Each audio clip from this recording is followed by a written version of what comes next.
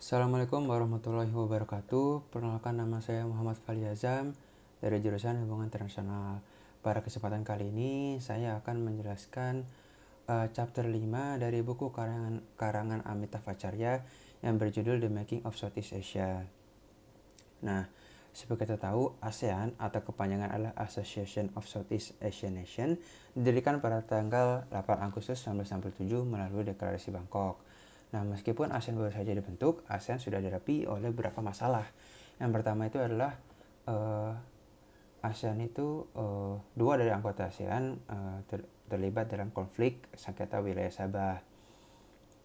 Nah, hal ini diperburuk di mana Filipina itu mengangkat isu-isu konflik tersebut dalam pertemuan ASEAN, dan juga di mana kedua negara ini memutuskan hubungan diplomatiknya. Nah, akhirnya melihat hal tersebut, para menteri luar negeri ASEAN berinisiatif dan berkumpul untuk membicarakan masalah konflik kedua negara ini, gitu, di mana mereka ini memikirkan bagaimana cara kedua negara ini dapat bernegosiasi dan setidaknya memberhentikan mereka untuk membawa isu-isu tersebut dalam pertemuan ASEAN. Nah, akhirnya pada bulan Maret tahun 1969, Filipina itu setuju untuk tidak mengangkat isu-isu konflik tersebut pada pertemuan ASEAN ke depannya. Hal ini juga diikuti pada bulan Desember 1969, di mana Malaysia dan Filipina membentuk hubungan diplomatiknya kembali. Nah, tidak selesai dari itu, ASEAN juga dihadapi pada masalah perubahan pola persaingan kekuatan besar di Asia Tenggara. Pada saat ini, Malaysia itu memberikan proposal untuk menetralisasi Asia Tenggara. Hal ini disebabkan karena ketakutan Malaysia dari ancaman nasional dan juga penarikan Inggris dari Malaysia. Namun, proposal tersebut ditolak dari Indonesia karena Indonesia mengatakan bahwa netralisasi harus diamankan melalui jaminan negara-negara besar.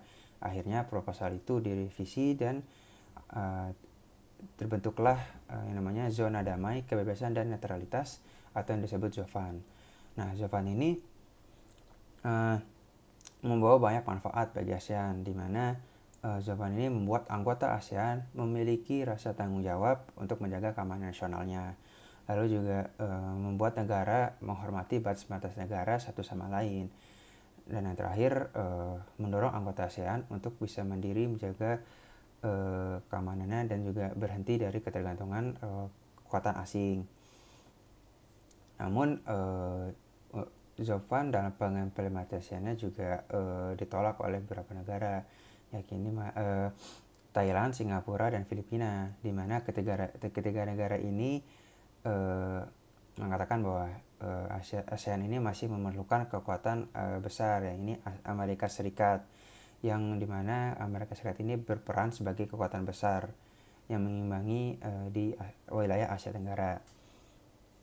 Selain itu juga ASEAN dihadapi pada masalah kerjasama pertahanan dan keamanan yang lebih baik, di mana pada saat ini Amerika Serikat berpisah dari Indochina dan pengambil alihan komunis atas Vietnam, Selatan, Kamboja, dan Laos. Nah, hal tersebut mendorong KTT ASEAN pertama, mendorong terjadinya KTT ASEAN pertama yang diselenggarakan di Bali pada bulan Februari 1976, di mana KTT ASEAN ini membicarakan tentang pertahanan dan membicarakan tentang kerjasama pertahanan dan keamanan Asia Tenggara. Namun perjanjian tersebut ditolak oleh ASEAN. Penolakan tersebut didasarkan pada perbandingan ASEAN dengan SEATO, terutama di mana Vietnam itu menuduh bahwa ASEAN itu merupakan SEATO lainnya, serta AS dan juga Jepang serta AS dapat menggunakan ASEAN sebagai organisasi untuk memperluas pengaruhnya di wilayah Asia Tenggara. Namun berbeda dari sisi pertahanan dan keamanan, ASEAN lebih terbuka untuk kerjasama ekonomi multilateral, di mana pada saat itu terdapat dua lembaga yang mendukung kerjasama ekonomi multilateral ASEAN, yaitu Ekonomi dan Sosial untuk ASEAN dan Pasifik atau disebut ESCAP, dan Bank Pembangunan Asia. Namun hal itu masih belum cukup. ASEAN juga perlu melihat karakteristik anggotanya seperti perkembangan dan pertumbuhan ekonomi, keterbukaan terhadap investasi asing, dan nilai ekspor impor yang berbeda-beda. Nah, melihat tersebut, ASEAN membentuk skema liberalisasi guna meningkatkan mendorong kerjasama ekonomi di ASEAN. Nah, skema tersebut disebut Preferential Trading Arrangements atau disebut PTA pada tahun 1977 yang dibentuk pada tahun 1977.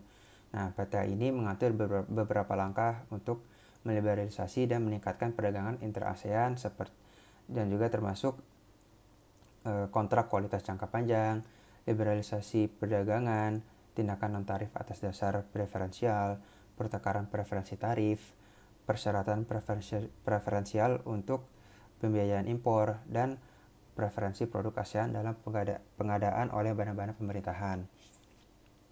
Nah, dari poin-poin yang sudah saya sebutkan tadi, kita dapat melihat para konflik yang dihadapi ASEAN, ya ini konflik antara anggotanya di Malaysia dan Filipina. Di sini terlihat bahwa ASEAN itu belum bisa memainkan perannya sebagai mediator gitu. Hal ini juga disebabkan karena ASEAN yang baru saja berbentuk 6 bulan dan akhirnya sudah dihadapi pada masalah yang besar.